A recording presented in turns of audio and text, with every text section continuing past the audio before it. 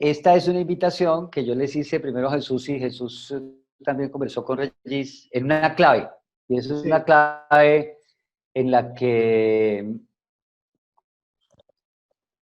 nos han que nos ha sido, digámoslo, negada como pueblos en la dinámica de las hegemonías que se han disputado la opinión del público, los modelos de educación de cada una de nuestras naciones sometidas a esas hegemonías y la necesidad de recuperar por debajo de toda esa gama de dolor, de sangre, de errores enormes sobre la tierra, injusticias enormes sobre los diferentes pueblos ancestrales y antiguos, ahí estamos buscando. Y ahí escarba bajo Joseph Campbell y nos da esa imagen de esa imagen primigenia de la mitología, desde el origen mismo en el que el ser humano como ser vivo se expresó y se creó.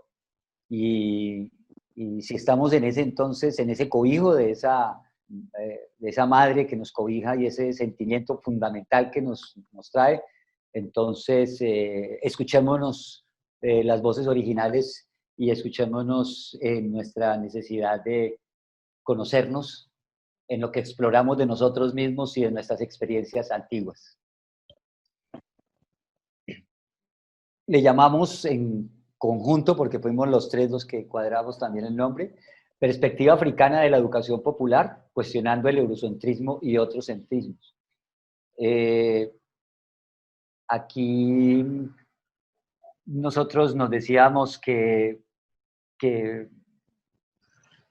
digámoslo, la educación popular hace parte como de un sistema, hace parte como fortalece nuestro sistema identitario, enfrentando el eurocentrismo que ha operado en Amerindia y África a través de toda la institucionalidad, cultura, y diversas voces desde la tradición milenaria se han entretejido y levantado con el propósito de imaginar y gestar modelos de vida con sistemas sensibles a lo sutil, que también nos traen nuestras memorias antiguas, que nos ofrecen restaurar un diálogo con el planeta, porque esas son culturas que tendrían un diálogo con el planeta, roto con el sueño imperial de la razón, que aquí nadie niega como importante, pero no en el lugar en el que fue puesta por este avasallaje de una cultura y de un pueblo.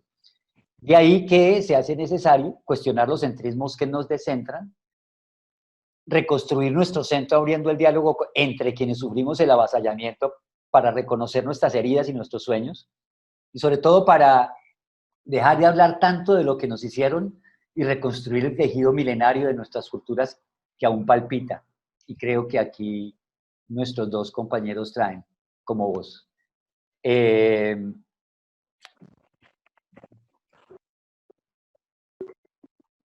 Entonces presento a Regis. Regis es nacido en París, nacionalidad camerunés, eh, es magíster en Historia de las Relaciones Internacionales en Yaoundé, en el mismo Camerún.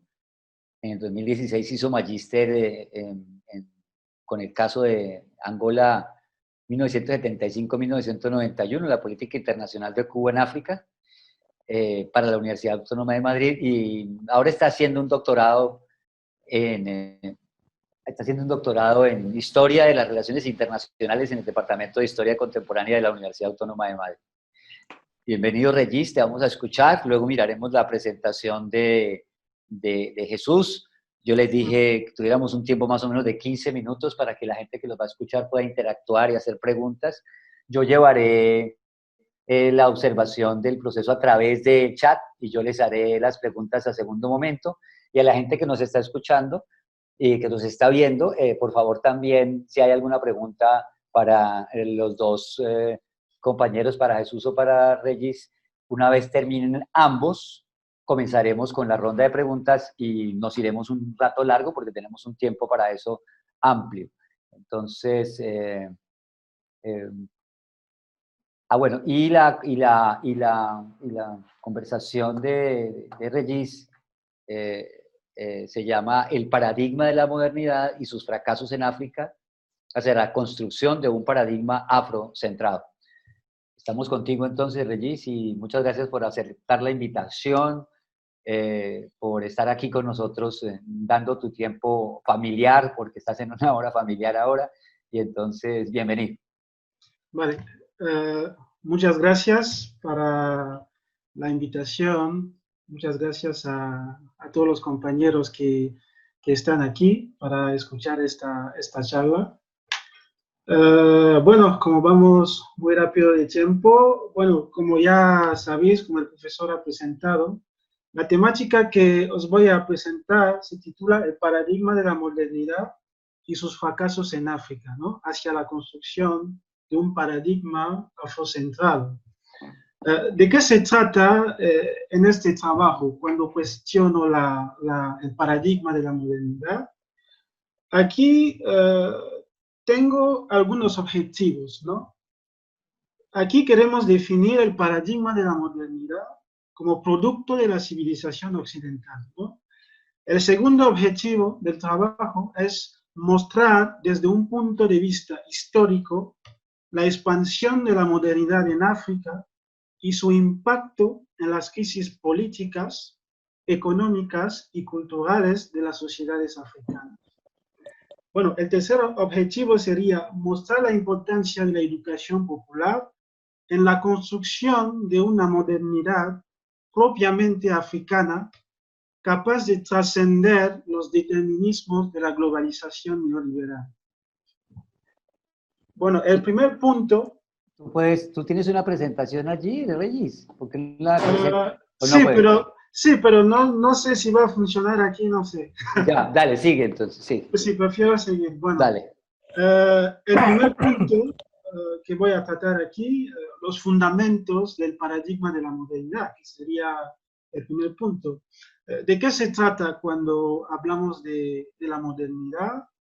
La modernidad, digamos que es un paradigma filosófico que nace a principios del siglo XVI, donde se construye una especie de dominio del hombre sobre los determinismos religiosos, ¿no? Estamos en un contexto donde en Europa la religión ha tenido un cierto poder y se empieza a poner en marcha este poder del hombre. El hombre que piensa más allá de lo religioso. El hombre que es, digamos, responsable de sus actos, ¿no?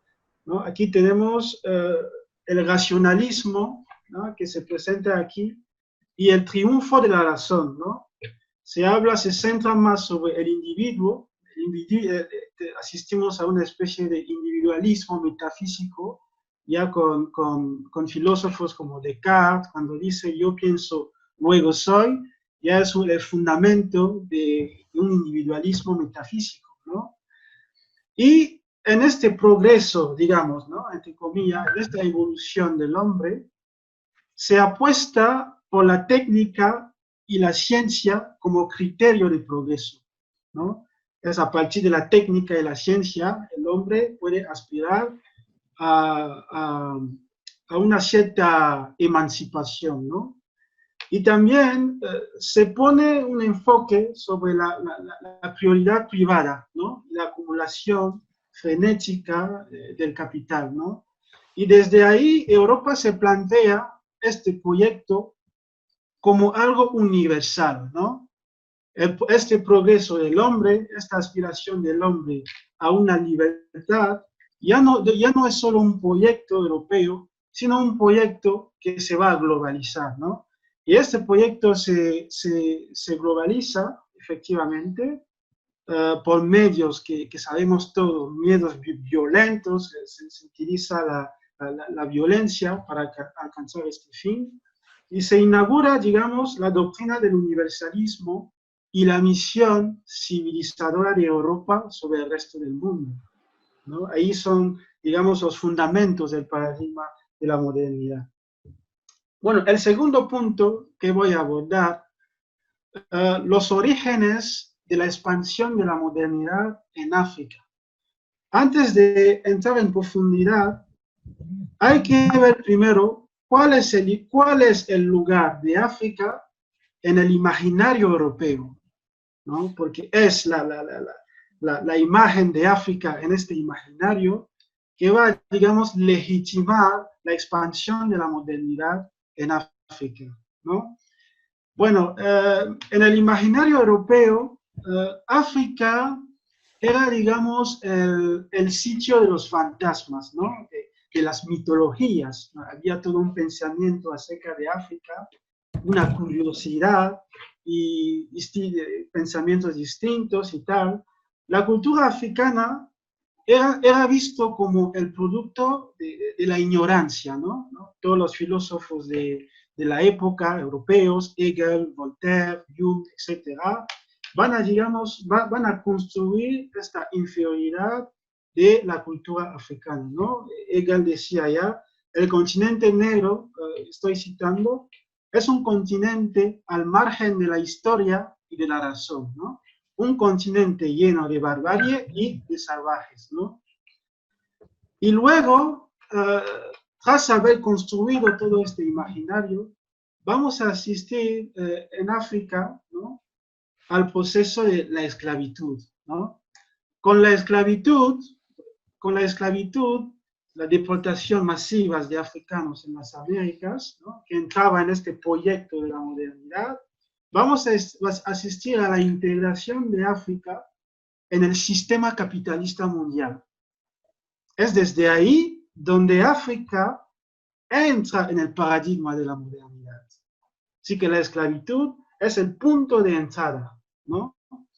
Y luego, a finales del siglo XIX, mitad del siglo XIX, el continente africano va a conocer otro tipo de proceso, ¿no? Otro tipo, la dominación colonial del continente va a ser otro punto que va a fortalecer esta expansión de la modernidad, ¿no? África está ya en el pleno sistema moderno, proyecto de la civilización europea. Ya hace parte, digamos, del sistema mundo, ¿no? Como diría Wallenstein. Bueno, ahora el tercer punto que voy a abordar, la expansión de la modernidad en África en el periodo postcolonial. ¿Qué pasa en África en el periodo postcolonial? ¿Cómo los africanos reflexionan esta idea de modernidad? ¿Cómo lo ven, no? Después del periodo de la colonización, etcétera, después de las independencias, en África, los africanos, los primeros líderes africanos de la época, intentan reapropiarse, digamos, esta modernidad europea. Y la reapropiación sistemática de esta modernidad europea, ¿no? Consiste en reproducir lo que había pasado en Europa, ¿no? Así para, digamos, un proyecto que había sido puesto para favorecer el crecimiento, ¿no? Todo el mundo buscaba el crecimiento, ¿no? Había que industrializar el continente y súbitamente la idea de desarrollo heredero semántico de la civilización, los países africanos tenían que civilizarse, ¿no? Desarrollarse era sinónimo de civilizarse. Entonces, en esta época hay una voluntad de reapropiarse la modernidad, este modelo. Ahora, el cuarto punto, después de este periodo, los años 60, donde se habla del desarrollo, etcétera, el paradigma del desarrollo está de moda en el continente, lo que fue supuestamente un fracaso, no ha funcionado. Después de los años, a finales de los años 80, asistimos a la globalización, se pone en marcha la globalización, el triunfo del liberalismo, ¿no? Frente al comunismo, y se instaura la libre circulación de bienes y de personas. En África asistimos a la instauración del multipartidismo, ¿no? A finales de los años 80 ya no existían los partidos únicos, pero ahora ya entrábamos en el multipartidismo, ¿no? Y luego hubo la crisis de la deuda y la puesta en marcha de los planes de ajustes estructurales en África, por el FMI y el Banco Mundial, ¿no? África ya está en este mundo de la globalización, ¿no? Entonces, ¿cuáles han sido las consecuencias de esta globalización neoliberal en África?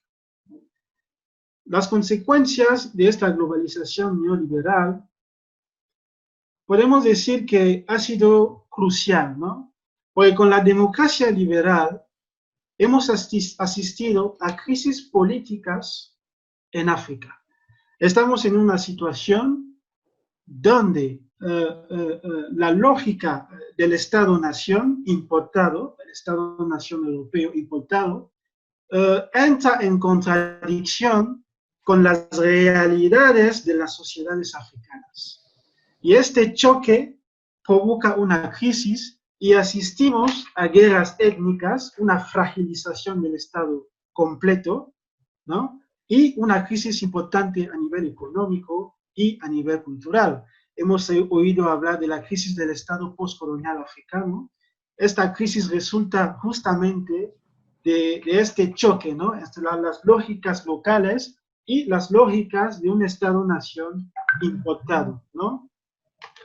Y luego hemos asistido también a la pérdida de los valores culturales africanos y a la reapropiación de los valores culturales occidentales, ¿no? La globalización es un proyecto estadounidense, ¿no? Estados Unidos que lidera la globalización. Eso supone la exportación de la cultura occidental, el modelo americano del libre mercado, la libre empresa, ¿no? Y digamos que con la crisis de la deuda hemos asistido también en África a una privatización de los sectores sanitarios, educativos, ¿no? Consecuencia de la huida de los cerebros, de los desempleos, etcétera, etcétera. Hasta aquí vemos que en las distintas etapas, este intento de reapropiación de la modernidad occidental ha supuesto una crisis y un fracaso total a todos los niveles, ¿no? Ahora, ¿cuál es el desafío de los países africanos ahora, ¿no? En este mundo de globalización que vivimos? Hemos visto que el intento de reapropiación de esta modernidad ha sido un fracaso total. Ahora, ¿cómo salir la cabeza del agujero, ¿no? Para salir la cabeza del agujero, pensamos que construir una modernidad propiamente africana a partir de los saberes endógenos del continente sería la clave para pensar a una emancipación del continente.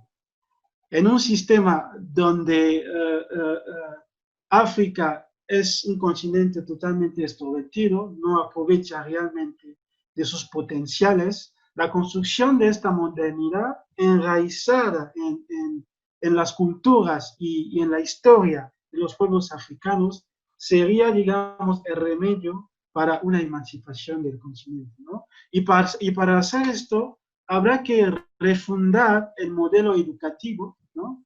Que digamos en África desde finales de los años, desde principios de los años 60, hemos tenido un sistema educativo totalmente colonial, ¿no?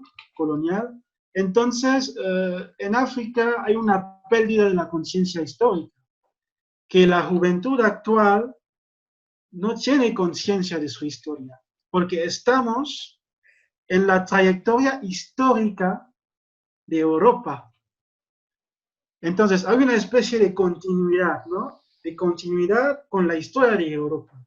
Pero todo lo que pasó antes del periodo colonial, y África era un continente con muchos reinos, mucha cultura, muchos sistemas políticos, económicos, etc. La juventud actual necesita recuperar esta conciencia histórica para poder pensar un modelo de modernidad propiamente africano que no sea, digamos, centrado, ¿no? en el eurocentrismo, ¿no? Entonces, la rehabilitación de la conciencia histórica es fundamental para este proyecto, ¿no? Y también tenemos el desafío de las telecomunicaciones, ¿no? En los hogares familiares, a través de la televisión, que es también un medio de control, estamos asistiendo a una pérdida justamente de los valores de nuestras sociedades africanas, ¿no? La televisión, lo que los niños ven en la televisión, la juventud, etcétera, etcétera.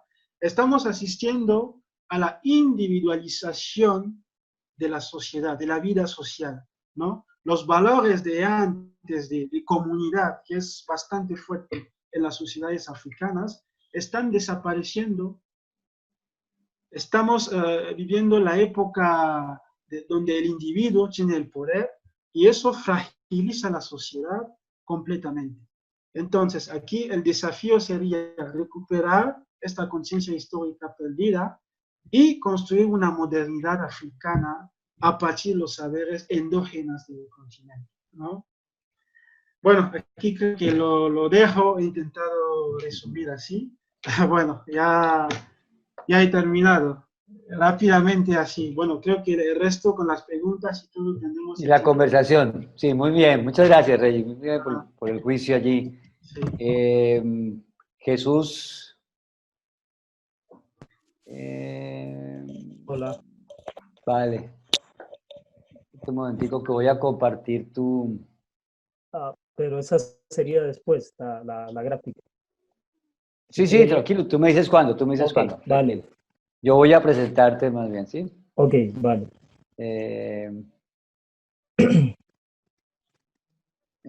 Wow. Bueno. Esto es... un momentico que ya me enredé. Ahora sí. Bien. Ajá. Listo, ¿no? ¿Está ahí en la pantalla? Sí, se ve. Bueno, Jesús Carabalí Montaño, colombiano. ¿Bonaverense, Jesús? Sí, sí. Bonaverense, egresado de nuestra licenciatura en Educación Popular. Se hizo magíster en el Instituto de Altos Estudios Europeos con un trabajo sobre paz, ¿no? Fue el trabajo. Uh-huh.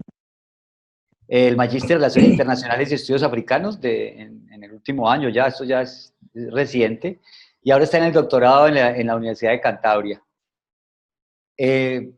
Jesús nos trae entonces su reflexión sobre el eurocentrismo como marco común ideológico mundial. La gente que conoce a Jesús sabe que su sensibilidad con el tema educativo viene desde su formación de pregrado y ahora está pues en su proceso de desarrollo doctoral, igual que su adscripción a la religión de la. Entonces, Jesús, te escuchamos y cuéntanos entonces tu reflexión. Muchas gracias. Bueno, ¿me escuchan bien? Perfecto, sí, perfecto. Bueno, primero que todo agradecer por la invitación y estar de nuevo en contacto con uno de los lugares donde pude formarme allí en educación popular. Tanta gente allí de la que pude aprender, tanto profesores, profesoras como los compañeros de clase y también las y los estudiantes.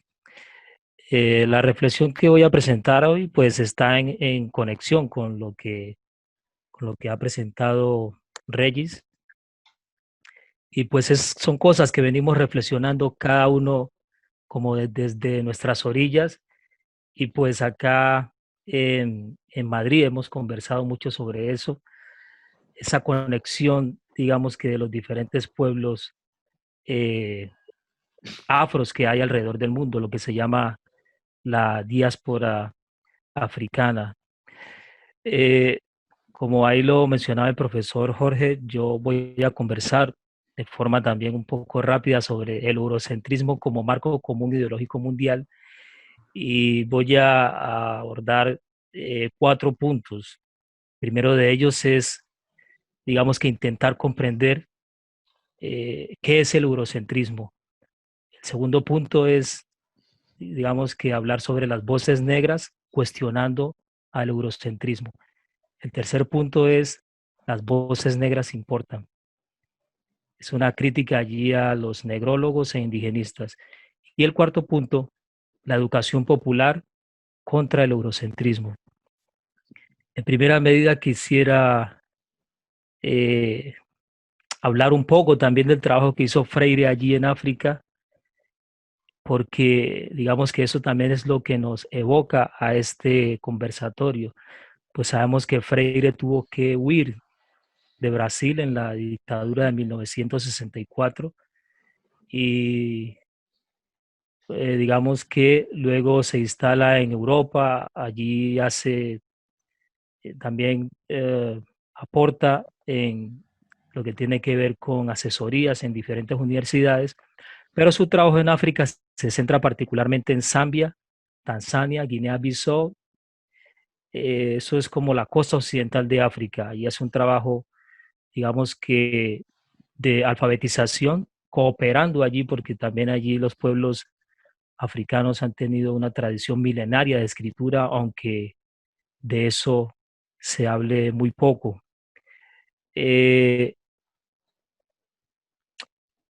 Habiendo dicho eso, Samir Amin fue un intelectual egipcio, hace poco se nos fue, es uno de los grandes, digamos que contradictores de la cultura occidental.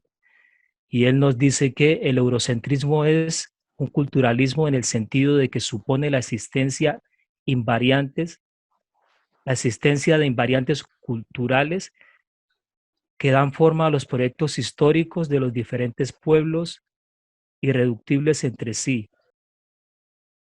Entonces, el eurocentrismo se plantea como una única forma de entender el mundo, de entender las sociedades, de entender proyectos educativos, económicos, culturales y, si se quiere, religiosos, entre comillas. El eurocentrismo entonces es la forma como particularmente el hombre europeo, el hombre europeo ve el mundo y quiere que toda la humanidad entienda el mundo desde esa forma. ¿Me escuchan? Sí, te escuchamos. Ok, es que no veía al profe Jorge. Entonces, básicamente el eurocentrismo es una única forma de ver el mundo desde la óptica occidental blanca. ¿Y cómo ha logrado imponerse el eurocentrismo? Bueno, lo ha hecho a través de la militarización, ¿no? Llevando ejércitos tanto a África, Asia, América, Oceanía, como dice May César, los europeos a donde quiera que han llegado han borrado culturas y ha sido con mucho derramamiento de sangre, ¿no? May César dice que la mayor cantidad de cadáveres en la historia de la humanidad las ha sido, digamos que por mano de los europeos. También lo hacen, el eurocentrismo también se impone a través de megaproyectos, ¿no? Un poco también lo que reflexionaba allí Regis, como los megaproyectos que no son malos, sino que el megaproyecto llega y se impone por encima de las comunidades. No hay ningún diálogo entre comunidades y los capitalistas. El capitalista casi siempre tiene poco diálogo con las comunidades. Y el otro punto fundamental ha sido también el estándar académico blancocéntrico, que se ha conectado también con las misiones cristianas de corriente occidental. El eurocentrismo también ha logrado imponerse en América Latina. América Latina es una extensión del eurocentrismo y es puramente un eurocentrismo blanco mestizo, a lo que yo llamo mestizocentrismo. Es decir, los descendientes de españoles, de franceses, de italianos, de ingleses, de portugueses, que hoy dominan el mundo, lo hacen bajo ideas eurocéntricas, porque de hecho cuando todas estas naciones se fundaron con ideas europeas, a excepción de Haití, tal vez Jamaica, algunas naciones del Caribe, pero por lo demás todo ha sido una concepción puramente europea. También es importante hablar de los otros centrismos, como el caso chino en África y también en algunos lugares de América Latina, a lo cual yo llamo colonialismo blando, porque digamos que los chinos por ahora no tienen como proyecto agenciar, digamos, que la militarización sobre África o sobre otros pueblos, porque por ahora no lo requieren, pero sí están imponiendo préstamos, se están, digamos, que apoderando de casi todos los sectores de la economía en África y obviamente están desplazando a los pequeños comerciantes africanos y africanas. Esas lecturas podríamos entenderlas mejor, digamos que el eurocentrismo en términos globales, a partir de la literatura de Chimamanda Adichie, Dambisa Moyo, Ngugi wa Thiong'o, literato, Samir Amin, que ya lo mencioné, Sankara, Nkrumah, Cabral Lumumba, entre otros. El punto 2 es las voces negras cuestionando el eurocentrismo. Lo primero que tengo que decir aquí es que cuando hablamos de eurocentrismo, no es animadversión contra Europa, es decir, no estamos odiando a Europa, ¿vale? Porque a veces se entiende que cuando una persona racializada desde la inferioridad habla contra el racismo o habla contra Europa, se entiende como si estuviésemos odiando a Europa. Y no, estamos cuestionando las élites europeas que de alguna forma u otra controlan el mundo. Entonces, debemos entender básicamente que no es odio contra Europa. Cuestionamos las instituciones europeas y a los agentes que producen y propagan el pensamiento eurocéntrico. Porque aquí en Europa también de alguna forma u otra hay organizaciones que cuestionan también el eurocentrismo. Y en Estados Unidos también lo pudimos ver hoy en las manifestaciones a propósito del asesinato de un hombre negro, que tal vez la mayoría de los manifestantes era gente blanca allí en esa ciudad.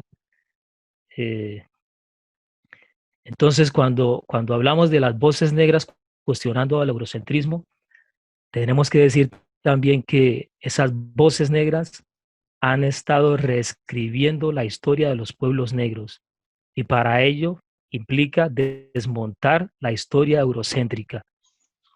Y desmontar la historia eurocéntrica implicaría poner en nuestro centro, obviamente, nuestras historias, pero cuando hablamos nuestro centro, no estamos queriendo imponerle a nadie, sino que es necesario, porque han sido más de 400 años, más de 500 años de imposición de sistemas de pensamiento, de organización política, de creencias religiosas que van en contra de nuestros proyectos de vida.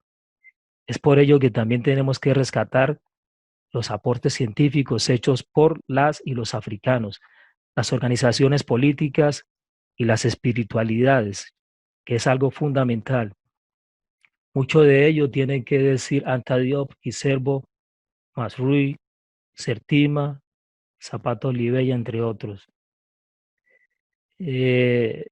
Tercer punto que quisiera plantear aquí es que las voces negras importan. Y aquí sí quisiera pedirle al profe Rojas si está por allí para que nos comparta la foto. Inmediatamente. Ok, profe. Cuando hablamos entonces de las voces negras importan, cuestionamos aquí a las y los negrólogos e indigenistas. ¿Qué es un negrólogo o qué es un indigenista? Un negrólogo es un experto en estudios de los negros, ¿sí? O un indigenista es un experto en estudios de los indígenas, pero se quedan básicamente en estudios académicos. Y, eh, y lo que se hace allí es introducir a la persona negra como un objeto al laboratorio de ciencias sociales. sea, las personas negras se convierten en laboratorios de ciencias sociales. Las personas negras no hablan, es como una especie de etología, es como mirar la trayectoria de la gente negra, contar sus vivencias, pero con poca participación de la gente negra, como podemos ver allí en la foto, la joven negra de espaldas, porque su historia cuenta, pero solamente para ser narrados por otros y otras, y esos otros y otras que imponen una blanquitud se apoderan de los espacios académicos y de alguna forma u otra le quitan fuerza también a las voces negras. Entonces, eh, creemos que es fundamental, reitero, sacar a la gente negra de los laboratorios de las ciencias sociales. Vemos que, por ejemplo, en el caso europeo, particularmente acá, una persona, una mujer, hombre blanco a los 24 años puede tener 2 maestrías, pero ese no es el caso de una persona racializada desde la inferioridad. Muchos a los 24 años ni siquiera han terminado el bachillerato, llegan a los 30 y solo han iniciado un pregrado.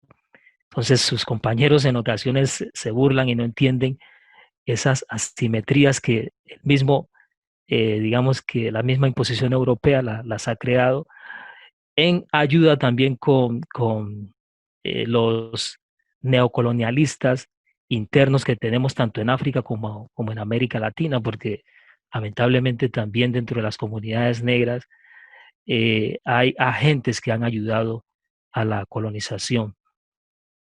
El punto 4 es la educación popular contra el eurocentrismo. Fundamentalmente la educación popular propone un diálogo intercultural, pero para que exista un diálogo intercultural como lo plantea Catherine Walsh, debemos también desestructurar todas esas matrices ideológicas con prejuicios raciales que han sido impuestas por el eurocentrismo. Y un diálogo intercultural implicaría conocer las historias y de los diferentes agentes que van a participar del diálogo. Un diálogo intercultural implicaría que, reitero, la gente negra sea sacada de los laboratorios de las ciencias sociales y que sus voces sean tenidas en cuenta. El diálogo intercultural también, por encima de todo, tiene que develar el discurso de la razocracia. Raza, pues una de las categorías básicas para la expansión del eurocentrismo, la idea de raza, básicamente como lo plantea Aimé Césaire, Fanon, es básicamente la idea, una de las ideas fundacionales para la organización política de las colonias a lo largo de más de 500 años. Entonces, cracia entendida como gobierno, dominio, poder. Lo que estoy diciendo aquí es que la mayoría de las naciones coloniales y también de los imperios modernos tienen como fundamento de organización política la raza cracia, es decir, primero, de dónde vienes, el tono de piel, si eres católico, cristiano, demócrata, básicamente esos son los fundamentos que conforman la idea de raza occidental. Y esto es lo que subyace detrás de la democracia o de la meritocracia. Bueno, dejo allí para abrir la conversación entonces. Muchas gracias. Muchas gracias, Jesús. Muchas gracias, Regis. Creo que la gente está paralizada en el chat viendo tanta cosa que no... Como que un universo que se abre porque la gente está tratando como de procesar. Yo sí tengo una pregunta para ambos. Primero Regis, luego Jesús, por favor. Se hace mención a una referencia, a una autorreferencia.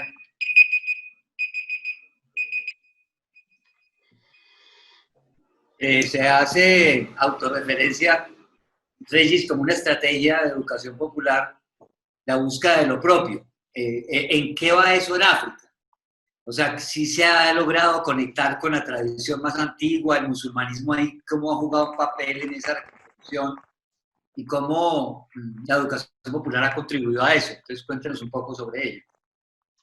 Bueno, digamos que es algo reciente, ¿eh? Es algo reciente.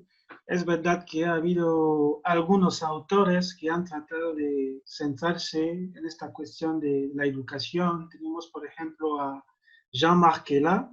Jean-Marc Quela, que era un sacerdote jesuita que trabajó en Camerún, en un pueblo. Y desde este pueblo se dio cuenta, es un autor que había estudiado en Europa durante mucho tiempo, y cuando se fue a Camerún para trabajar en los pueblos, se dio cuenta de que los pueblos aislados tenían algo de importante que proponer. Había leído a los autores europeos, etcétera, etcétera, y se dio cuenta de que en realidad estábamos equivocados totalmente, que había que ir justamente de estos saberes, porque ahí ha descubierto muchos saberes en estos pueblos, y se ha preguntado, ¿por qué no podemos aplicar estos saberes a la emancipación de nuestras sociedades? Y es a partir de ahí que empieza todo el trabajo sobre esta cuestión de la educación, lo replantea totalmente, que cómo lo pensamos, ¿no? Bueno, ha intentado trabajar sobre esta cuestión, también hay un autor, Angel Benvenck, que era también un jesuita, que ha trabajado mucho sobre la cuestión, pero estamos en un contexto donde no hay un apoyo suficiente del liderazgo político a este tipo de proyectos, desafortunadamente. Estos autores, la gran mayoría de autores que han hecho reflexiones sobre esto, han tenido que huir del país, se han exiliado porque molestaban, así que no se ha podido hacer, pero que sí que lo habían planteado. Pero hay otros que intentan, pero es súper complicado, porque hay muchos grupos que no tienen intereses a que haya este tipo de cambio en la sociedad, porque eso supone recuperar una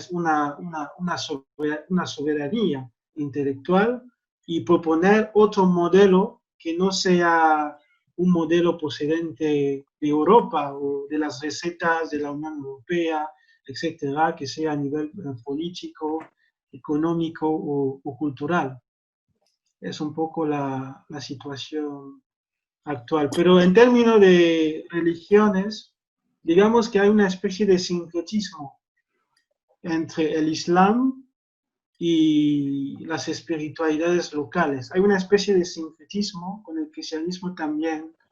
Eso se ha operado. Hay un sincretismo que es muy fuerte. Así que vas a ver, por ejemplo, a alguien que se va a la iglesia a rezar o en la mosquita y fuera se va ahí en su pueblo a hacer sus prácticas antropológicas, ¿no? El destierro de los cráneos, de los antepasados. Hay una especie de sincretismo. La gente a nivel conscientemente no se han separado de sus tradiciones locales profundas. Todavía están, ¿no?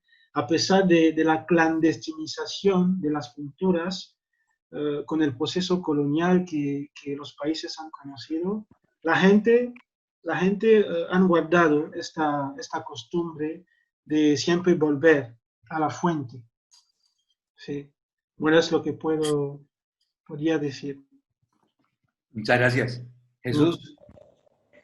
Sí, en relación a lo que planteaba Regis, eh, lo que hay que decir es que los pueblos africanos han intentado, digamos que, avanzar en proyectos antiimperialistas a través de la educación, sobre todo también la educación popular, aunque antes de Freire existía en Sudáfrica, bueno, y en diferentes lugares, proyectos similares, pero no se conocía como educación popular. Allí se la llamaba educación social o educación autóctona.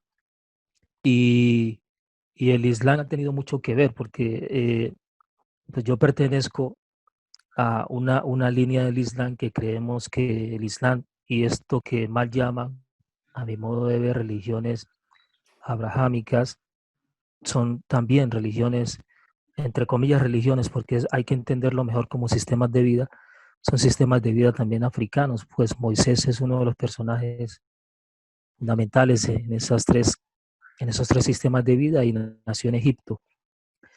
Quisiera señalar que estos proyectos, bueno, han tenido sus pros y sus contras. Pues Gaddafi quería avanzar un proyecto educativo con educación totalmente gratuita y, mm, y bueno, tenía otros proyectos grandes como la creación del Banco Africano para dejar de recibir recursos de la Unión Europea, de Estados Unidos y pues en gran medida creemos que por eso fue asesinado. Hemos tenido también la Universidad de Cheikh Anta Diop y como decía Regis, como tenemos también, digo tenemos porque como dicen Kwame Nkrumah, no soy africano porque nací en África, soy africano porque África nace en mí. Entonces yo me considero también un africano de la diáspora. Hay en la Universidad Cheikh Anta Diop, una universidad fundada en honor al científico senegalés, se intentó en un principio, digamos que desarrollar proyectos anticoloniales, pero Cheikh Anta Diop fue expulsado. Lo mismo está ocurriendo ahora con Kemi Seba, un joven panafricanista que está intentando también crear instituciones educativas antiimperialistas y ha sido expulsado en varias ocasiones de algunos países africanos. Kemi Seba, como Regis, ha nacido en Francia, pero es algo contradictorio que para muchos africanos nacen en Europa, pero nunca consiguen nacionalidad europea. Eso hace parte también del eurocentrismo. Si no eres blanco, si no eres eh, de la llamada comunidad europea, difícilmente consiguen los africanos o africanas nacionalidad. Bueno, cierro allí. Muy bien. Bueno, muchas gracias. La gente está, insisto, impactada. María del Pilar Balanta, que es una estudiante nuestra de la licenciatura, interesada en este tema étnico, dice, muchas gracias por la generosidad de los ponentes. Tengo una pregunta para ambos. ¿Cómo consideran que ha incidido el pensamiento eurocéntrico en las relaciones entre personas negras, afrodescendientes y raizales? Es decir, ¿cómo ha impactado, estoy leyéndolo, es decir, cómo ha impactado la relación entre nosotros, los que tenemos raíces africanas, en mi caso, aún con mi apellido original de Guinea-Bissau, por ejemplo? Dale, Jesús primero, y luego Reyes. ¿Podría repetir la pregunta? Ahí está en el chat, míralo bien. ¿Cómo consideran que ha incidido el pensamiento europeo, eurocéntrico, en las relaciones negras? O sea, sí, estamos hablando de ellos con respecto a nosotros, pero entonces María del Pilar pregunta, ¿y nosotros con nosotros cómo ha sido el tema de esa hegemonía al interior de nosotros mismos? ¿Sí? Pensamiento eurocéntrico al interior de nosotros mismos. Sí, claro, nosotros nos hemos tratado nosotros o no, eso cómo ha incidido en nuestro tratamiento entre nosotros, ¿sí? Ya. Esa creo que es la pregunta. Sí, es una pregunta bastante amplia y que también hemos intentado en nuestros discursos responder acá. Si es el impacto del eurocentrismo en las comunidades negras, esa es más o menos la pregunta. El impacto, sí. No, ahí es como hacia adentro, es decir, ¿correcto para quién? ¿Para él o para mí? María del Pilar. Sí. El impacto del eurocentrismo dentro de las comunidades negras. Eso sí, y nuestras relaciones a través de él, exacto. Ya, sí, es una pregunta bastante interesante, que de hecho yo voy a intentar escribir algo en mi tesis de doctorado, y es que, como lo hemos venido diciendo, el eurocentrismo ha operado fuertemente en las comunidades negras. Si vamos a hablar del caso colombiano, por ejemplo, el caso de la región del Pacífico, la costa pacífica, más allá de que tengamos o que hemos tenido o que hayamos tenido, perdón, históricamente alcaldes afros, en el caso del Chocó, gobernadores afro, vemos cómo aquí opera la vertiente, digamos que eh, el legado eurocéntrico opera aquí y es el misticocentrismo conectado con la corrupción de los líderes locales, como lo plantea Amílcar Cabral. Entonces tenemos allí un fuerte legado colonial en la costa pacífica, porque lamentablemente un alto porcentaje de nuestros dirigentes se entran en diálogo, en conexión con los colonialistas de la zona andina, por decirlo de alguna forma. Hemos visto, por ejemplo, que el gobernador encargado del Chocó está de acuerdo con el proyecto del puerto de Tribugá, y eso va a implicar devastar gran parte de la zona donde se va a realizar ese puerto. Y van a pasar por encima de las comunidades afro, por encima de las comunidades indígenas. ¿Y cómo ha sido el diálogo entre nosotros? Pues ha sido también un diálogo asimétrico, porque muchos de nuestros dirigentes, muchos de nuestros líderes tienen doble agenda, como lo estoy diciendo en algunas presentaciones. Tienen una agenda con las comunidades y también tienen una agenda con los colonialistas de la metrópoli, por decirlo de alguna forma. Y también se han creado unas élites, ¿no? Hay unas élites negras que han sido situadas allí por los colonialistas de la zona andina. Entonces, esas élites negras, pues obviamente se creen superiores al resto de la población negra y operan bajo la lógica de los colonialistas occidentales. No sé si alcanzo allí a responder la pregunta, porque es una pregunta muy grande, muy gruesa. Pero gracias por la Dale, Regis, pregunta, muchas gracias María por del el Pilar. impacto. Bueno, el impacto del egocentrismo entre nosotros, bueno, creo que como ha dicho el compañero, ¿no? Bueno, en el caso africano, todo esto parte con el colonialismo y con el colonialismo hemos asistido a la formación de una burguesía local, ¿no?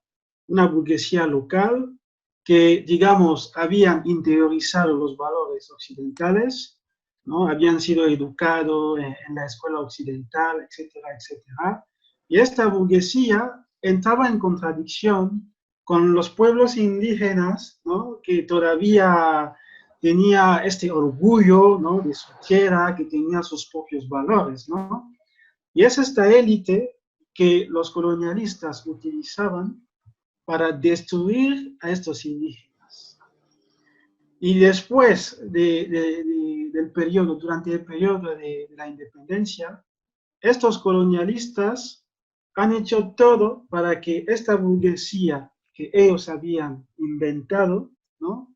Siguiera controlando el país, ¿no? Así que es este grupo, tenemos un grupo que margina a los demás, a los indígenas, y que siguen reproduciendo la lógica colonial en el país, ¿no? A través del sistema educativo, nunca vamos a ver una reforma a nivel del sistema educativo, nunca. Se va a reproducir el mismo sistema y así vamos a asistir a una alienación total, permanente y constante de las generaciones que van a nacer. Así opera el egocentrismo entre nosotros. Porque en mi país, por ejemplo, en Camerún, la gente no sabe casi nada de la historia de Camerún. Si tú preguntas a un alumno, ¿tú qué sabes de Camerún antes de la llegada de los colonialistas? Muchos no saben. Porque ellos se meten en la cabeza que los colonialistas les han salvado la vida. Vivían en un estado de salvajismo, entre comillas, ¿no? Es lo que piensan, justamente porque hay esta desconexión, ¿no? Y es la élite local, la burguesía, ¿no? Lo que Ziegler llamaba la pseudo-burguesía, ¿no? Es esta élite que sigue la lógica colonial. Entonces, el cambio solo va a venir solo va a llegar cuando esta élite se va a reconciliar con estos indígenas que son los verdaderos guardianes de nuestros territorios, de nuestros valores. solo con la unificación con ellos vamos a ver muchos cambios. Y a propósito de esa gente, el nivel de organización que tienen los pueblos originarios en África, ¿cómo está? ¿Cuál es ese nivel hoy para dar respuesta a un reto de esta envergadura? Bueno, actualmente, bueno, en Camerún, por ejemplo, los pueblos indígenas son los pigmeos, ¿no? En toda la parte de África Central son los pigmeos, porque el resto de pueblos bantú que tenemos son migraciones que vienen de Egipto y de Sudán, ¿no? Bueno, los pigmeos son gente son muy bien organizados, son gente muy bien organizada. Ellos no se mezclan, han conservado sus valores, etcétera, etcétera. Tienen comisiones, tienen asociaciones, pero todavía hay este problema que el Estado no quiere reconocer a los pigmeos, ¿no? A la medicina de los pigmeos, etcétera, etcétera. Hay una lucha permanente de este pueblo. Es muy difícil ahora. Ahora hay muchas luchas que están haciendo. Es exactamente lo mismo que pasa en la Amazonia, ¿no? En Brasil hay esta lucha con los indígenas que buscan un reconocimiento, una consideración. Los pigmeos viven lo mismo. Viven lo mismo. Sí. Bueno, ha llegado la pregunta que yo esperaba, porque yo también cuando organicé la conversación caí en cuenta, pero es que íbamos tan a la velocidad que íbamos, que la perspectiva de lo femenino que pues, está tocando a todo el mundo, no solamente allá, sino acá también, y es tratando de ejercer, digamos, el paralelismo en el que estamos. Regis, el tema de la mujer, ¿cómo está en ese esquema que desarrollan el panafricanismo en ese proyecto cultural?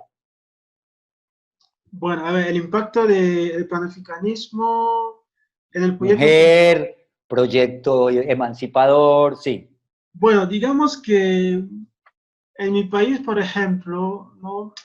El movimiento feminista no es tan, digamos, no es tan fuerte, ¿no? Como aquí en Occidente. Yo la primera vez cuando llegué aquí en España me di cuenta de que había un movimiento feminista tan fuerte, nunca lo había visto en mi vida, ¿no? En Camerún, bueno, están haciendo, hay un grupo de mujeres, ¿no? Que intentan montar proyectos, hacer sus reivindicaciones, etcétera, etcétera. Pero yo diría que no tenemos el mismo grado de reivindicaciones. Las mujeres de Camerún, por ejemplo, no es el mismo grado, ¿no? Por ejemplo, lo que la mujer en Camerún te va a decir, por ejemplo, el tema de la dote, ¿no? El tema de la dote, cuando un hombre se va a casar, hay muchos hombres que no quieren hacer la dote, ¿no? Ellas reivindican la dote. Así que si tú no haces la dote, no te casas con ella, ¿no? Hay una diferencia y yo pienso que eso se debe a que el nivel de contradicciones son distintos, ¿no? Aquí en Europa tenemos una industrialización más fuerte. Yo diría que en el caso de nuestros países estamos en camino hacia el capitalismo como sistema duro, ¿no? Así que todavía no tenemos, incluso en la sociedad, no tenemos una clase trabajadora con un cierto poder. Eso no existe. Que la clase obrera, etcétera, es inexistente, digamos. Sí. Bueno, sí, así podría responder. Bueno, a ver, ahora volvemos a la pregunta de Nelly que está haciendo al profesor Regis, pero vamos primero con Jesús.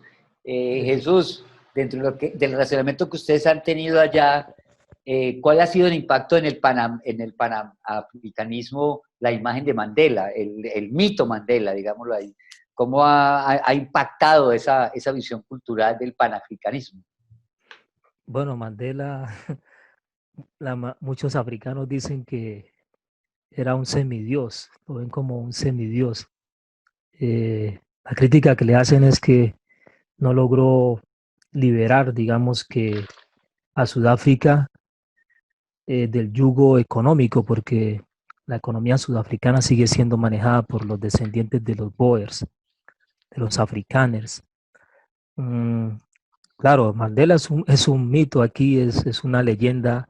De hecho, hay una plaza aquí en Madrid, la Plaza Mandela, eh, y allí, digamos que la gente tiene esa imagen viva allí porque es uno de los personajes míticos por toda la lucha que hizo, más de 20 años encarcelado.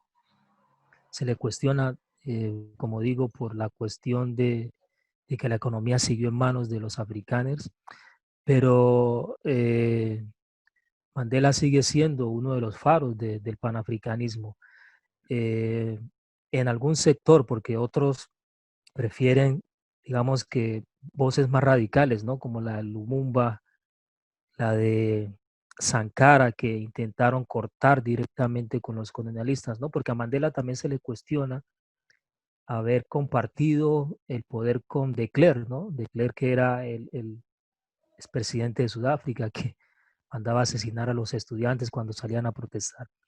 Pero por supuesto, Mandela es un ícono, hay mucho que aprender de Mandela, la resistencia que tuvo en la cárcel, eh, y luego al salir también. Entonces creo que el papel de Mandela sigue siendo fundamental en la forma también como él entendió la organización política, la educación, intentar unir los pueblos africanos, que también como sudafricanos, que también como ocurre allí en Camerún, digamos que son reconocidos, en este caso sí son reconocidos, pero no tienen participación política. Es muy parecido también a lo que ocurre. No tienen participación política, digamos que real, entre comillas. Un poco también a lo que ocurre ahí en Colombia o en Brasil. Ujú. Ya. Saludos de Eduardo Balín, Hernán, Jesús, que está llegando por aquí y te Eduardo. saluda. Ah, ok, Eduardo. Sí, sí. Bueno, El hijo, esta... Dale, dale, el Jesús. hijo del maestro Banín, sí. Ajá, vale. Nelly Reyes, va para ti. ¿Qué están haciendo en este momento? Estamos hablando de Camerún porque creo que esa perspectiva la tienes más tú. Esa pregunta va para Diego, para Reyes. ¿Qué están haciendo en este momento las autoridades del sistema educativo en términos de modernización de lo educativo? ¿Sí? Bueno, digamos que, como lo he comentado, Ujú. bueno, el sistema educativo, hasta ahora, como veo aquí en su pregunta, seguimos conservando el mismo sistema educativo de los años 60, no ha cambiado para nada. Si ves, por ejemplo, la gran mayoría de documentación que se utiliza en la primaria o en el secundario son, digamos que son documentaciones producidos por Francia, por ejemplo, por autores franceses. Así que ni tenemos el monopolio de nuestra producción académica, ¿no? Es totalmente extrovertido. Así que el sistema educativo hay que reformarlo totalmente. Y eso parte de la participación política y con los líderes que tenemos, que no tienen, digamos, una visión, ¿no? Será muy difícil alcanzar este objetivo. En algunos países antes, como en Tanzania con Julius Nyerere había... Discúlpeme un momentico, antes de que me olvide, discúlpeme. Varias personas en el chat han pedido que por favor que cuando nombren a esos autores, escriban el nombre en el Ah, chat para que la gente con la ortografía pueda hacerle el googleado que necesitan. Entonces, cada voy vez a que pongan escribir, un nombre, Jesús también puso varios autores, entonces por favor que los vayan poniendo allí mientras van conversando para que la gente pueda en la deletrea, ahí está. Reyes, Julius Nyerere. gracias. Sí. Bueno, Perdón, sí, no, habla. no, es que yo no puedo entrar, no puedo ver el chat. Ah, bueno, Entonces entonces mándamelo al mío y yo lo pongo ahí. Dale, vale, mándamelo al WhatsApp. Dale. ok, sí. Sigue, Es que sigue. Julius Nyerere, por ejemplo, había hecho una reforma, ¿no?, educativa en Tanzania. Era un hombre político que tenía una visión, era educador de formación. Y lo que hace Julius Nyerere es cambiar completamente, porque antes se estudiaba en inglés, por ejemplo. Y imaginaos unos estudiantes o unos alumnos que no saben hablar inglés, que hablan swahili, ¿no? Esos estudiantes están totalmente marginados porque hablan swahili, que es su lengua. Pero lo que hacen Julius Nyerere con la política del Ujamaa es realfabetizar el país a partir de la lengua swahili. Y a partir de esto, el país ha conocido el 60% de alfabetización. Eso nunca se había visto en los países africanos. Ha logrado lo que muchos no han logrado hacer, porque él tenía una visión, ¿no? Pero en nuestros países, ex colonias francesas, todavía es muy difícil hacer este tipo de reformas, porque Francia, etcétera, etcétera, todavía tiene un control de nuestros países. Pero ha habido reformas en países como Tanzania. Tanzania es un buen ejemplo para demostrarlo, pero en nuestros países se mantiene el mismo sistema de los años 60, que incluso los héroes del país, los que han luchado para la independencia del país, no se enseñan en la escuela, no se enseñan. Se enseñan la pequeña burguesía que los colonialistas habían fabricado, inventado para dirigir el país, y se enseña su historia como héroes, etcétera, etcétera. Sí. O sea, que no hay una organización popular que reivindique ese otro texto, ese otro discurso, no hay intelectuales que estén trabajando en fortalecer esa otra alternatividad. Bueno, digamos que en los años 60 hasta los años 80 ha habido una élite intelectual muy bien formada, muy bien formada, una élite de verdad, pero con la liberalización, a partir de los años 90, ha habido una crisis en las universidades, una crisis total con los programas del Fondo Monetario Internacional y del Banco Mundial que proponían la profesionalización en nuestros países. El sector de las humanidades, el sector que podía reflexionar sobre este tipo de cuestiones, fue totalmente marginada.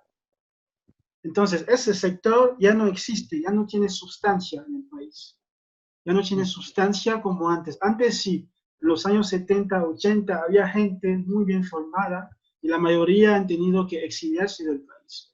Entonces, lo que tenemos en las universidades actualmente son, digamos, unos burócratas que controlan el sistema universitario y que impiden a que haya otro tipo de pensamiento, porque justamente ellos trabajan para unas oficinas en el extranjero y sacan provecho de, digamos, esto. Bueno, sería, sí. Vale, vale. Eh, Jesús, Sí, ustedes tienen de todos modos una perspectiva africana desde Europa, ¿sí? O sea, por ejemplo, Jesús pues tiene su perspectiva desde lo que ha sido sensible su investigación local y ahora su trabajo de magíster. Ustedes están viviendo la África también de la inmigración, desde los inmigrantes. Jesús, yo sé que ha estado reflexionando sobre eso. Cuéntanos un poco sobre ese impacto de la llegada de la gente a Europa y cómo está esa situación del inmigrante en este momento. También si hay programas desde la educación popular para apoyar esos procesos de llegada de la gente a Europa. sí. Bueno, en estos momentos el tema de la migración es un tema que está, por decirlo de alguna forma, sobre la mesa, ¿no? Es un discurso constante. Hay una organización fuerte a la cual yo pertenezco, que es la Asamblea Antirracista. Y por allí yo tuve la oportunidad de visitar el sur, la frontera sur, que es la frontera más peligrosa del mundo, la frontera que llaman más, digamos que más tenebrosa, la frontera donde muere la mayor cantidad de inmigrantes, la frontera sur. Eh, y se está hablando aquí también en España y en Italia de la neoesclavización, de cómo los terratenientes, digamos que, por decirlo de alguna forma, los dueños de las tierras para el cultivo de los alimentos, tienen en condiciones infrahumanas a los africanos y africanas allí, explotados, muchos sin seguridad social, durmiendo en las calles, bueno, condiciones infrahumanas.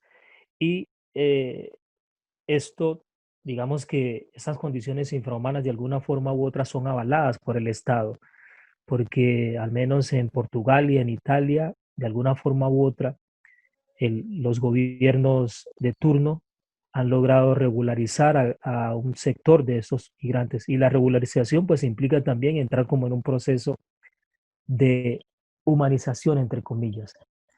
Pues aquí en España han hecho, digamos, que una regularización solo para trabajar en el campo por un tiempo, por una temporada, 1 o 2 años.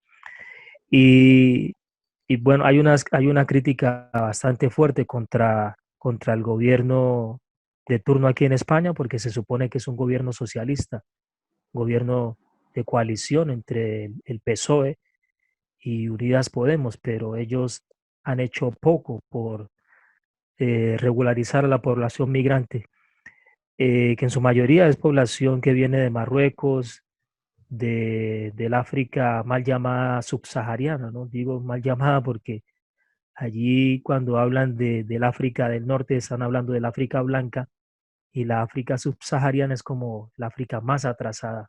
Mm. Eh, Sobre la educación popular, acá no se le llama educación popular, se le llama educación social y también educación intercultural. Y hay muchos elementos allí en conexión con la educación social y por supuesto que hay proyectos para que los y las migrantes puedan aprender el idioma, porque muchos vienen, como he dicho, del África. También hay gente aquí de Guinea Ecuatorial, digamos que entre comillas lo tienen más fácil por lo del idioma, pero la gente que viene de Marruecos, de Túnez, eh, la gente que viene de Camerún, de Nigeria, tiene problemas con el idioma.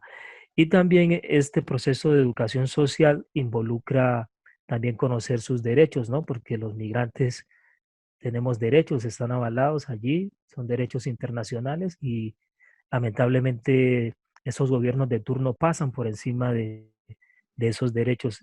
Hay educación también antirracista, hay educación feminista, como lo decía Regis, el movimiento feminista aquí es muy fuerte, bueno, con todas las críticas que podamos tener allí. Yo tengo unas críticas serias eh, sobre ese movimiento, pero digamos que acá hay una organización femenina fuerte, ¿no? Y sobre todo valoro mucho es el feminismo antirracista. Es una respuesta también al feminismo blanco.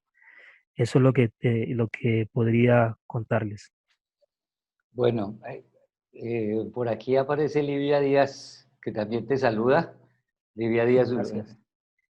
eh, viene fuerte, viene fuerte. Yo he leído varias veces el texto y sabiendo que en el juego no le puedo dar la palabra, voy a intentar, por favor, ustedes también léanla, que ahí está en el chat. Yo no la puedo ver, si la Ah, puede bueno, te lo copiar voy y a leer pegar, despaciamente, o despaciamente. la puede mandar Sí, sí, al sí, yo la WhatsApp. voy a ir leyendo y te la mando al WhatsApp.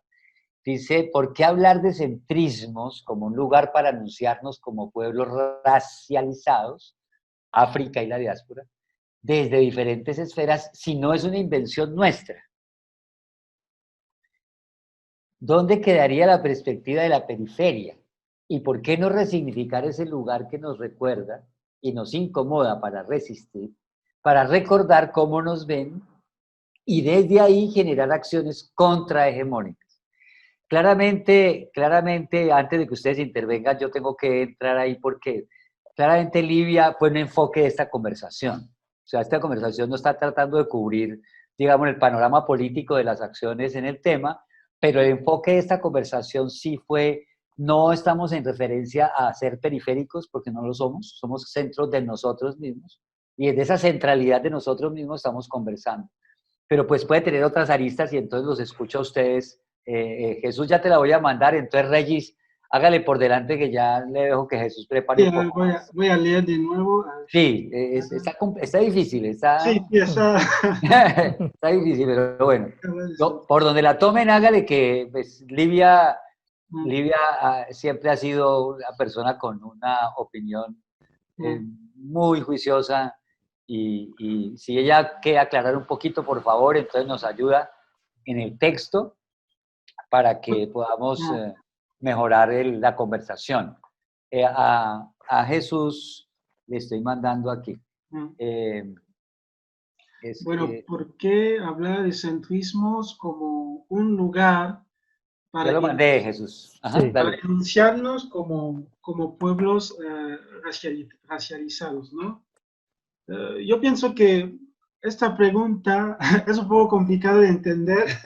¿Por qué hablar de centrismos como un lugar para enunciarnos como pueblos racializados? Sí, o Por sea, hay una reivindicación ahí me parece que hay una reivindicación es como de la marginalidad, o sea, dice, también en la marginalidad hay una incomodidad, pero también hay una posición, o sea, no sé ah, si la idea es que nosotros al pensar en centrarnos en nosotros, olvidamos que allá hay alguien que está incomodando ese centro, entonces no sé, ya veo, ya sí, veo. es como así, Sí, sí.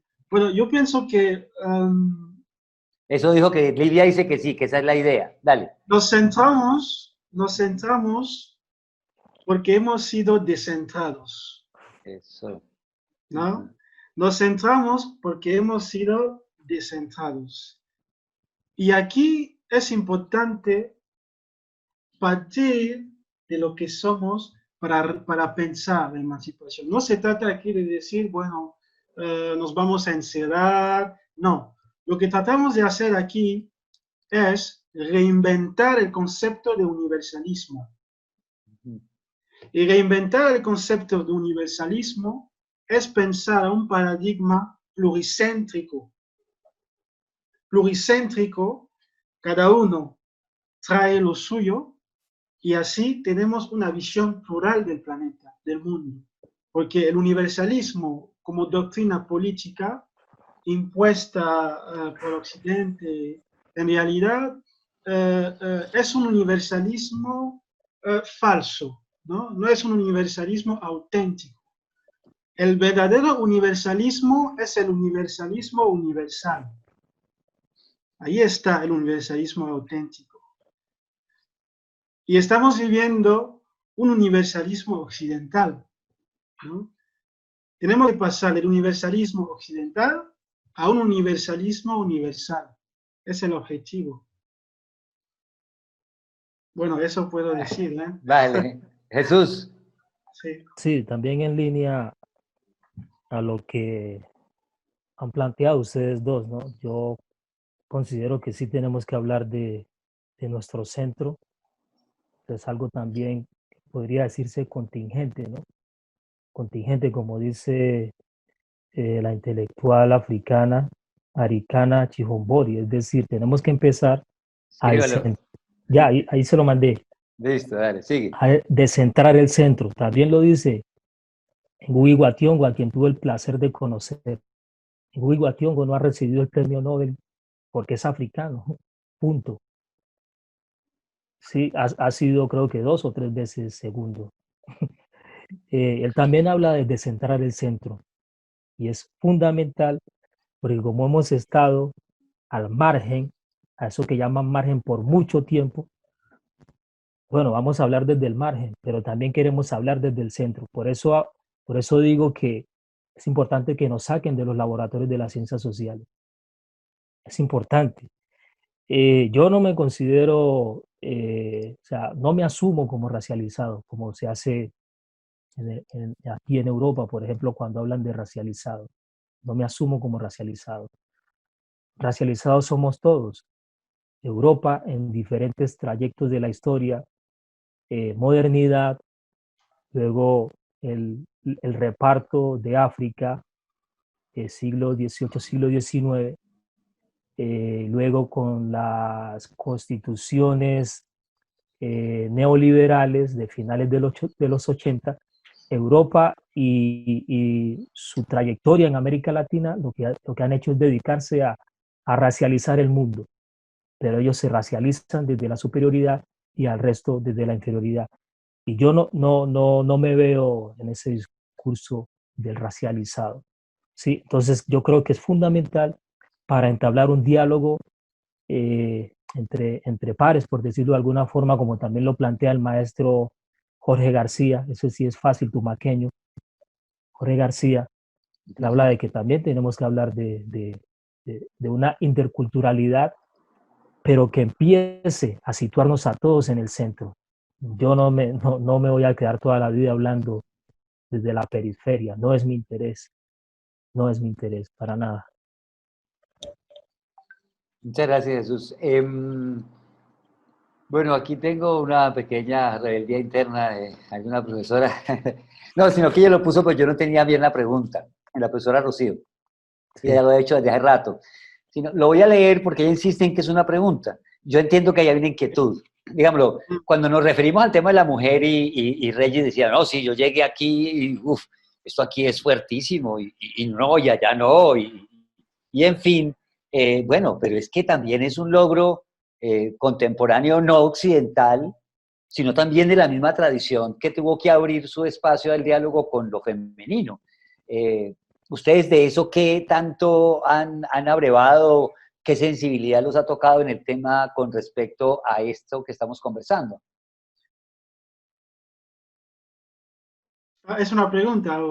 Sí, por eso, porque pues es que ahí está planteado, pero es que Ah, sobre el tema de las mujeres. el tema de mujer no es un Sí, tema europeo, claramente, Ajá. aunque sí. haya habido una positiva allí, sino que es un tema de las culturas tradicionales. Las culturas tradicionales tienen que resolver ese tema de muchas maneras. Por ejemplo, hay culturas africanas allá arriba del Cacho que llegan a las mujeres y les hacen la ablación, por ejemplo, ¿cierto? Ujú. Entonces, y Bueno, con favor o sin favor, o sea, ahí hay una tensión cultural que de pronto en Holanda se vivió cuando dijeron con burka o sin burka.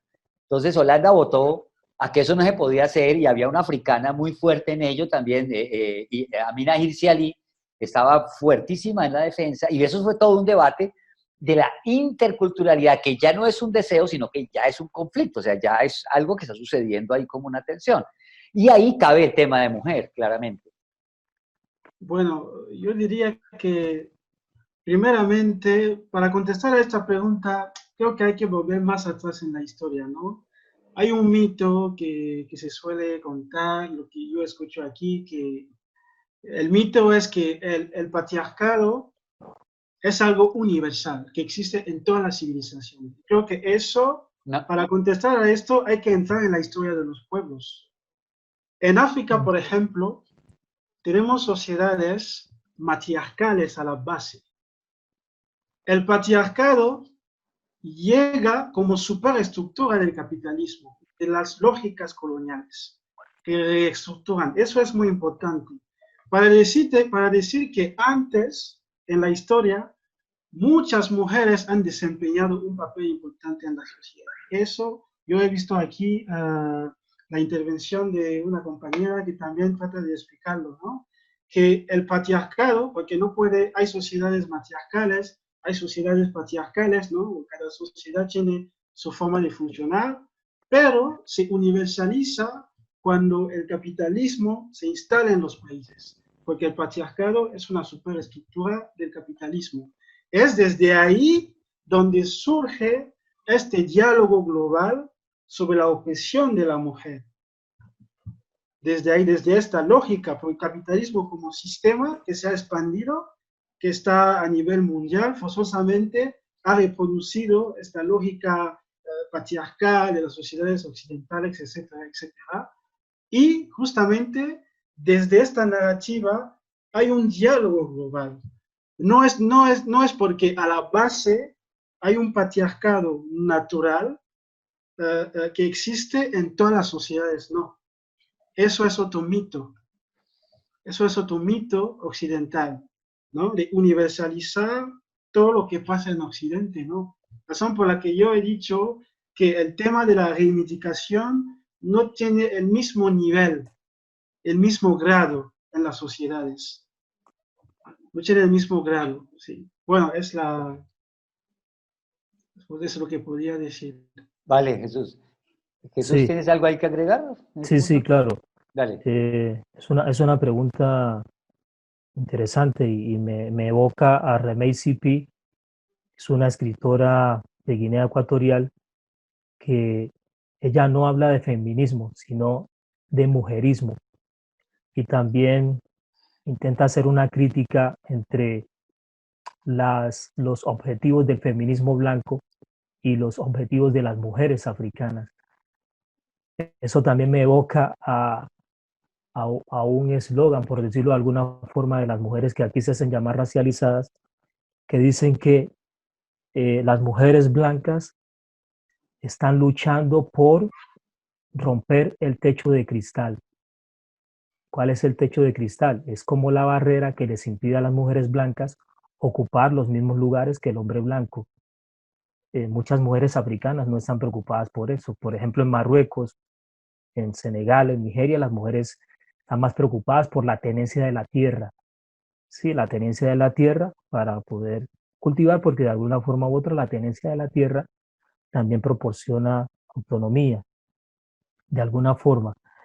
Bueno, y como decía Regis, en África han habido mujeres que han tenido a su cargo la administración pública, desde Nefertiti, desde Cleopatra, la reina Belki. Entonces, de hecho, creo que por decirlo de alguna forma, en estos tiempos contemporáneos, creo que África ha tenido más mujeres como en calidad de jefe de Estado que Europa y que otros países del norte de Europa que se asumen como los más democráticos o abiertos. Pero claro, está esa disputa allí porque también gran parte de la opresión que sufren las mujeres allí en África ha sido por interpretaciones de lo que se llaman libros sagrados, Biblia, Corán. Lo que tú decías, profe, de la ablación, es una interpretación diabólica, diría yo. Pero afortunadamente las mismas mujeres musulmanas están haciendo una relectura del Corán porque en algún momento se les prohibía a las mujeres leer el Corán y han hecho una relectura y están empezando a derrumbar ese montón de imposiciones, para decirlo de alguna forma u otra, también colonialistas. Y hay una crítica también que se le hace a las feministas blancas que quieren llevar esa misma lógica de sus luchas, quieren llevarlas a África cuando a veces son contextos diferentes. O sea, si una mujer española, francesa, italiana, pues si su día a día es estar en discotecas, consumir alcohol y otros consumos, pues puede ser que ese no sean los consumos de muchas mujeres africanas, ¿no? Es como eso. Bueno, aquí hay varios textos que han puesto allí en el debate que podríamos después mirarlos. Eh, eh, el- Alguien pregunta, pues es una pregunta un poco ingenua, pero también puede jugar en la conversación. Es, uno podría decir que el eurocentrismo está en nosotros y cómo podríamos decir, aquí está. O sea, preguntar uno cómo reconocer en uno ese eurocentrismo. ¿Hay alguna reflexión que ustedes han hecho al respecto allá con respecto a ese tema? Sí, Bueno, Reyes, sí. bueno, yo pienso que para reconocer el egocentrismo en nosotros mismos es una tarea muy difícil. Hay que tener la valentía de reconocer que somos alienados primero. Y reconocer que somos alienados es una tarea muy complicada. Mucho porque a medida que vayas descubriendo de que estás alienado, empiezas a cambiar, empiezas a ver el mundo de manera distinta. Pero el gran problema que tenemos, por ejemplo, en mi país, en Camerún, es que la mayoría de gente que dicen que son, digamos, que dicen que no son alienados, son los más alienados que hay. Son los más alienados. Porque hay algo con el tema cultural, vais a ver gente que se van a llevar ropas, diciendo que no, es que nosotros queremos vivir como nuestros antepasados y todo esto. Pero si tú le hablas, por ejemplo, de las prácticas antropológicas de un pigmeo, él te dice que es irracional. ¿Qué significa racional? ¿Qué significa irracional? Está en el paradigma moderno. Entonces, es un alienado que se ignora. Entonces, el trabajo es primero aceptar que somos alienados y hacer el trabajo de fondo, porque no es un trabajo que se hace en un día, La desalienación toma mucho tiempo. Yo mismo descubro muchas cosas cada día. Muchas cosas me descubro a mí mismo. Me deconstruyo yo mismo. Entonces hay que tener el coraje de aceptarlo, de reconocer que somos alienados. Sí. Si ustedes me permiten, cierro con eso. Estamos ya a punto de, estamos a 15 minutos, pero vamos allí a ir tranquilizando aquí el ambiente. Regis y Jesús, muchas gracias, muy agradecidos desde el Instituto de Educación y Pedagogía por su participación en esta jornada. Les quiero recordar, perdón, alguien está interviniendo ahí. Les quiero recordar a todos que mañana vamos a continuar con nuestra jornada de trabajo de la semana maestra. Ahí se las estoy, perdón, lo puse ahí donde no era. En el chat para todos estoy poniéndoles la invitación para mañana.